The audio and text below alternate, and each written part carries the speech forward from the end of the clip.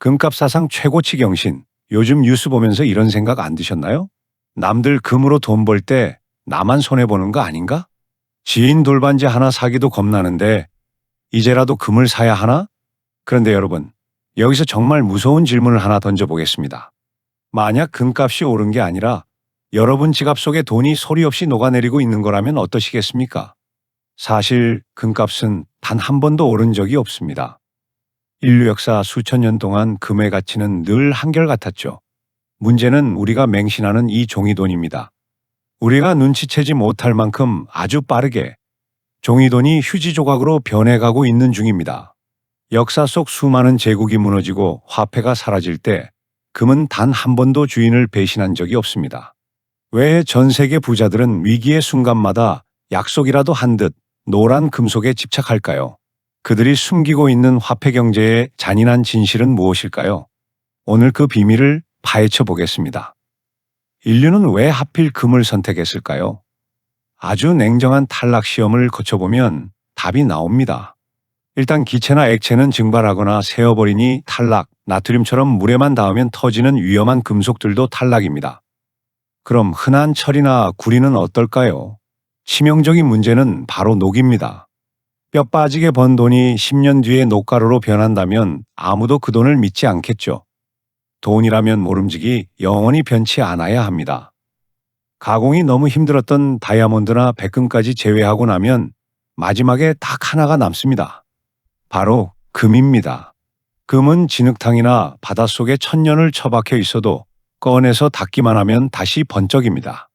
그러면서도 불에 달구면 말랑말랑해서 동전으로 나누기도 딱 좋죠. 절대 변하지 않는 독종인데 다루기는 참 쉬운 녀석. 인류가 금을 고른 게 아닙니다. 모든 조건을 통과하고 끝까지 살아남은 물질이 금밖에 없었을 뿐입니다. 자, 이렇게 해서 자연계에서 금이 우승을 차지하긴 했는데 이 금을 진짜 국가의 화폐 시스템으로 완벽하게 정착시킨 건 또 다른 문제입니다. 여기서 아주 의외의 인물이 등장합니다. 사과나무 아래에서 만유인력을 발견한 천재 물리학자 아이작 뉴턴입니다. 이 양반이 말년에 영국의 조폐국장, 그러니까 돈 찍어내는 공장장으로 일했다는 사실 알고 계셨나요? 1700년대 영국은 그야말로 가짜 돈 천국이었습니다. 당시엔 금화나 은화의 테두리를 몰래 깎아내서 그 깎아낸 금가루를 모아 파는 사기꾼들이 판을 쳤거든요. 멀쩡하던 돈이 시장 한 바퀴만 돌고 오면 쥐파먹은 것처럼 작아져 있으니 사람들이 화폐를 믿을 수가 없었죠. 이때 조폐국장 뉴턴은 과학자답게 아주 기가 막힌 해결책을 내놓습니다. 동전 옆면에 톱니바퀴 무늬를 새겨라. 테두리에 톱니가 있으면 조금만 깎아내도 바로 티가 나겠죠? 지금 여러분 주머니 속에 있는 500원, 100원짜리 동전 한번 만져보세요. 테두리에 오돌토돌한 톱니 무늬가 있죠? 그게 바로 300년 전 위조지폐범 잡으려고 뉴턴 형님이 만든 아이디어입니다. 하지만 뉴턴의 진짜 업적은 따로 있습니다. 1717년 그는 역사적인 결정을 내립니다. 영국의 화폐를 금에 고정시킨 겁니다. 국가가 발행한 지폐를 은행에 가져오면 언제든 정해진 양의 금으로 바꿔주겠다. 이것이 바로 그 유명한 금 본위제의 시작입니다. 이 약속 덕분에 종이 쪼가리에 불과했던 지폐는 금 보관증으로서 확실한 믿음을 얻게 됩니다. 영국 돈은 곧 금이다. 이 믿음이 생기자 전 세계의 돈이 영국으로 몰려들었고 영국은 세계 경제를 지배하게 되죠.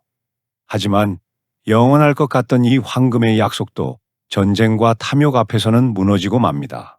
화폐의 역사에서 가장 충격적인 배신, 1971년 닉슨 쇼크가 터지기 전까지 말이죠. 자, 영국이 금으로 세계를 지배하다가 1차, 2차 세계대전이 터지면서 판이 뒤집힙니다. 유럽 나라들이 전쟁하느라 금을 다 써버리고 무기 사느라 미국한테 금을 다 갖다 바쳤거든요. 한때 전 세계 금의 70%가 미국 땅에 쌓였습니다. 이제 세상의 주인은 파운드가 아니라 달러가 된 거죠. 미국 달러 가져오면 금 줄게. 이게 새로운 규칙이었습니다. 그런데 1960년대 미국이 베트남 전쟁이라는 늪에 빠집니다. 전쟁하려면 돈이 엄청나게 들잖아요. 미국은 금고에 있는 금보다 훨씬 더 많은 달러를 몰래 찍어내기 시작합니다. 일종의 밑장 빼기를 한 거죠. 근데 이게 꼬리가 길면 잡힙니다. 눈치 빠른 프랑스 대통령 드골이 딱 냄새를 맡았습니다. 야, 미국, 너네 금도 없으면서 종이돈만 계속 찍어내는 것 같은데? 안 되겠다. 나 이 달러 필요 없으니까 당장 내 금 내놔. 프랑스가 군함까지 보내서 금을 실어가 버리자 옆에 있던 다른 나라들도 난리가 났습니다. 나도 금으로 줘. 미국 금고가 텅텅 빌 위기에 처하자 결국 미국은 벼랑 끝 전술을 씁니다. 일요일 저녁 닉슨 대통령이 TV에 나와서 폭탄 선언을 합니다. 오늘부로 달러를 금으로 바꿔주는 걸 중단합니다. 배 째세요. 경제학자들은 이날을 돈이 죽은 날이라고 부릅니다. 금과 달러를 연결하던 쇠사슬이 끊어진 겁니다. 이날 이후 우리가 쓰는 돈은 더 이상 금 보관증이 아닙니다. 그저 정부가 이건 돈이야라고 법으로 정한 종이, 즉 신용화폐가 된 거죠.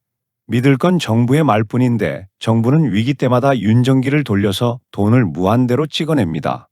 그 결과가 뭐냐고요? 1971년에 35달러면 살 수 있던 금 1온스가 지금은 얼마죠? 벌써 4,000달러를 넘어 4,300달러도 돌파해버렸습니다. 금이 비싸진 게 아닙니다. 종이돈의 가치가 쓰레기가 된 겁니다.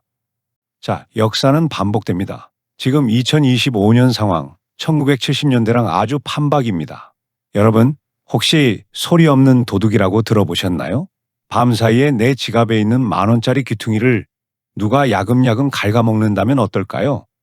그 도둑놈 이름이 바로 인플레이션입니다. 은행 이자 3% 받을 때 물가가 5% 오르면 나는 가만히 앉아서 재산 2%를 도둑맞은 겁니다. 열심히 저축했는데 왜 부자가 못 되냐고요. 이 도둑놈 때문입니다. 하지만 금은 다릅니다. 한국은행 총재도 미국 대통령도 금은 마음대로 못 찍어냅니다. 땅 파서 캐야 하니까요. 그래서 돈 가치가 떨어질 때마다 금값은 귀신같이 오릅니다. 내 자산을 지켜주는 유일한 방패죠. 요즘 뉴스 보면 중국이랑 러시아가 금을 미친 듯이 사모은다고 하죠. 단순히 재테크하는 걸까요? 아닙니다. 이건 생존 본능입니다. 몇 년 전 우크라이나 전쟁 때 봤잖아요. 미국이 너네 내 말 안 들어? 하면서 러시아의 달러 계좌를 하루아침에 동결시켜버리는 거. 그걸 본 중국이 식은땀을 흘린 겁니다. 아, 나중에 우리도 미국이랑 싸우면 가진 달러가 휴지 조각 되겠구나. 그래서 달러를 갖다 버리고 주인이 없는 돈, 미국의 허락 따위 필요 없는 진짜 돈인 금을 창고에 쟁여두는 겁니다. 이게 지금 금값이 미친 듯이 오르는 진짜 이유입니다. 그래, 금 좋은 건 알겠는데 도대체 어떻게 사야 내 돈을 가장 많이 불릴 수 있을까요? 똑같이 금값이 10% 올랐어도 어떤 루트로 샀느냐에 따라 누구는 수익을 다 챙기고 누구는 세금 내느라 본전도 못 찾을 수 있습니다. 여러분의 피 같은 돈을 지켜줄 전문가들이 분석한 투자 효율성 순위 3위부터 1위까지 짚어드리겠습니다.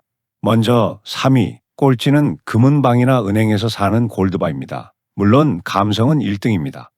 묵직한 금괴를 집에 두면 밥 안 먹어도 배부르고 든든하죠. 전쟁 났을 때 들고 튀기도 좋고요. 하지만 수익만 놓고 보면 가성비가 가장 떨어집니다. 왜냐? 사는 순간 부가세 10%가 날아갑니다.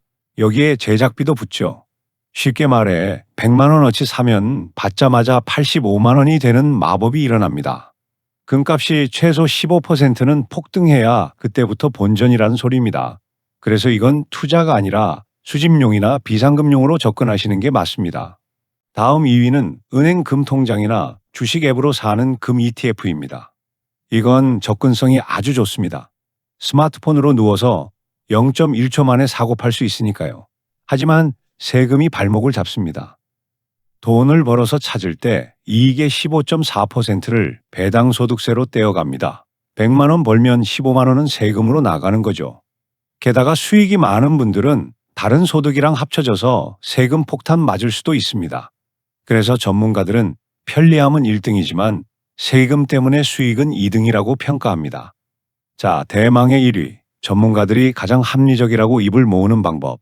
바로 한국거래소가 만든 KRX 금시장입니다. 이건 정부가 만든 공식 시장이라 혜택이 거의 반칙 수준입니다. 가장 큰 장점, 세금이 0원입니다.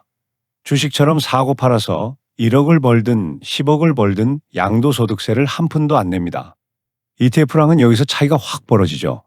당연히 부가세도 면제입니다. 골드바처럼 10% 떼이는 것도 없죠. 수수료도 증권사마다 다르지만 0.3% 수준으로 가장 쌉니다. 그럼 무조건 이게 정답이냐? 단점은 없냐? 물론 있습니다. 세상에 공짜는 없죠. 일단 좀 귀찮습니다. 은행 앱이 아니라 증권사 앱을 깔고 금 현물 전용 계좌를 따로 터야 합니다. 그리고 환율 영향을 받습니다. 원화로 거래하기 때문에 환율이 떨어지면 수익이 좀 줄어들 수도 있죠. 하지만 이런 귀찮음을 감수하고서라도 세금 영원, 수수료 최저라는 혜택이 너무 압도적입니다. 그래서 순수하게 돈을 불리는 게 목적이라면 KRX 금시장이 압도적인 1위일 수밖에 없습니다. 오늘 금의 가치와 역사, 1971년의 혼란과 지금의 금융시장까지 긴 이야기를 했습니다. 결국 금이라는 건 단순히 비싼 광물이 아니라 인간의 역사를 묵묵히 지켜봐온 증인이 아닐까 싶습니다. 수많은 제국이 사라지고 수만 가지의 돈이 휴지 조각이 되는 동안에도 이 차가운 노란 금속만은 변함없이 그 자리에 있었으니까요. 모든 것이 빠르게 변하고 사라지는 세상. 10년 뒤 여러분의 손에는 과연 무엇이 남아있을까요? 금일까요? 달러일까요? 아니면 또 다른 무언가일까요? 여러분이 믿는 최후의 안전자산은 무엇인지 댓글로 남겨주세요. 여러분의 생각이 정말 궁금합니다.